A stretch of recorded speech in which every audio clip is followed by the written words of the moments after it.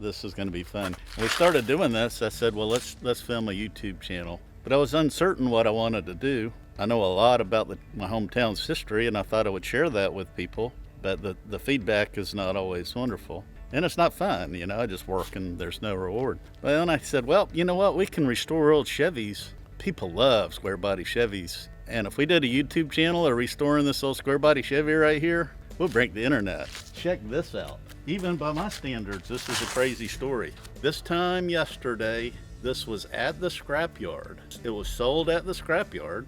One of the scrappers went and saw it, bought it back from the scrapyard, listed it on Facebook, and I bought it today, just got it delivered. I went and looked at it, and the more I looked, the more interest I found in this old truck. We'll never know the story. I don't know who owns it.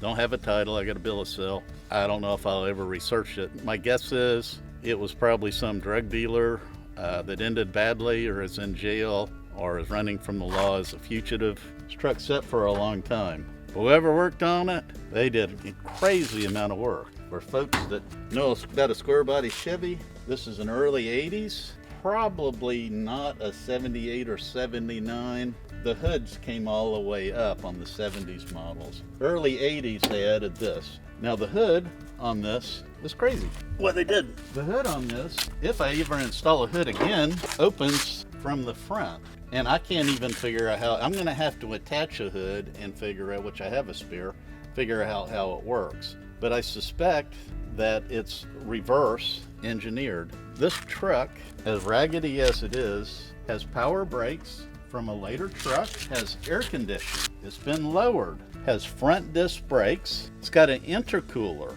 for a dual twin turbochargers. It's wired for an LS swap to put the later LS engines, which were fuel injected and did not have carburetors. It's got a fuel cell in the back, as most racing trucks would have, but I believe it's street legal. Still has two turbochargers sitting in the back. This is like nothing I've ever seen. They've got a homemade Redneck version of a wing that is powered by pneumatics to raise as you get faster, to hold the nose down. I don't know. This Redneck version of a wing has got hydraulics to pick it up. Powered by what? I don't know. It's got a narrowed rear. It's got a fuel cell. It's got electric fuel pump. It's got racing seats. And this is, when I bought this thing and I dropped it off, I was perplexed on how in the heck do you get into this truck? Then I got looking at it. They have fused the bed and the cab together. Never seen that. Never heard of it. Never dreamed it up. And I'm looking around. These old trucks, these old Squarebody Chevys are known for the vent window. Back in the day, before air conditioning, you just open this and it would blow the air in. And the vent windows are old school. We all know them. And I was looking at this truck and I go, how in the heck do you get in? No door handle. They filled it in. Now, I thought about just climbing in, but every time somebody has knocked the window out, I'm like, well, I'm not climbing through that. And I got looking around, I go, look, here's the handle. And I go, okay, that must have been for the drag strip to pull that parachute. But I pulled it just for the heck of it, because I go, well, there's no sign they had a parachute, although it was probably fast enough. So I pulled it up. It's got suicide doors. This is like some kind of genius Redneck engineering. You don't have to lock it.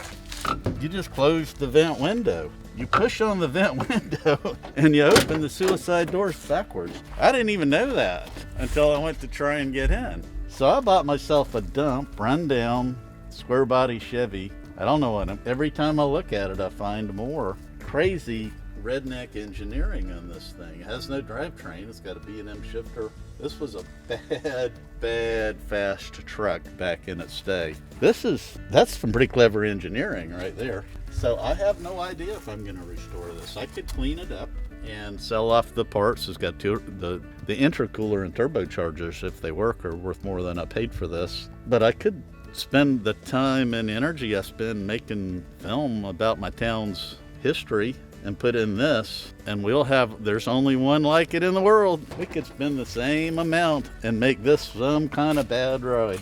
This thing, the more I look, the more fascinating it is. They cut the frame off, put in no motor mounts for the LS engine.